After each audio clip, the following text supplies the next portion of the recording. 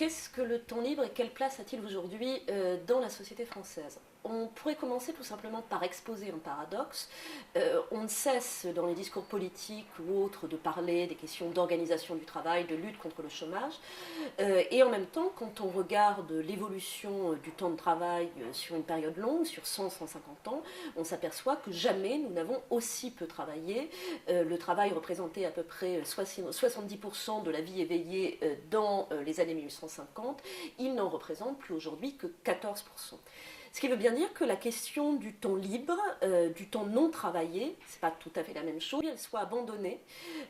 On peut d'autant plus le regretter que pendant longtemps, notamment à gauche, sur le plan politique, mais aussi sur le plan syndical, cette question elle a été beaucoup traitée, on y a beaucoup réfléchi. On pense bien sûr à l'expérience du Front populaire et au ministère de Léo Lagrange, mais durant les années 50, 60, 70, la gauche n'a cessé de réfléchir non seulement à l'extension du temps libre, mais également à son contenu.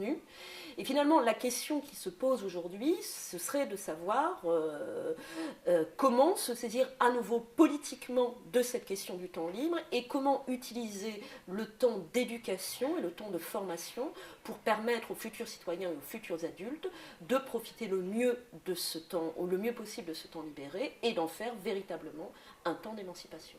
Depuis les années 70, on sait bien que dans le temps non travaillé, il y a du temps contraint, le temps des transports en est un, le temps du travail domestique en est un autre, et l'un des enjeux d'une politique d'un temps vraiment libre serait justement d'avoir une réflexion qui ne se concentre pas seulement sur les loisirs, mais qui s'efforce de réduire la part du temps contraint, et en matière de transport, et en matière de travail domestique.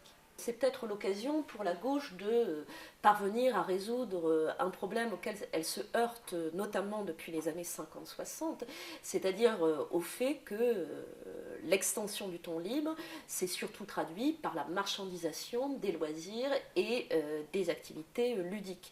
Est-ce que les réseaux sociaux et les nouvelles technologies vont contribuer à cette marchandisation, à cette individualisation, ou est-ce qu'au contraire, en créant de nouveaux collectifs, en incitant à de nouvelles réunions, ils ne peuvent pas au contraire donner de nouvelles possibilités. Là encore, c'est quelque chose de très important et dont il serait nécessaire qu'aujourd'hui la gauche se saisisse.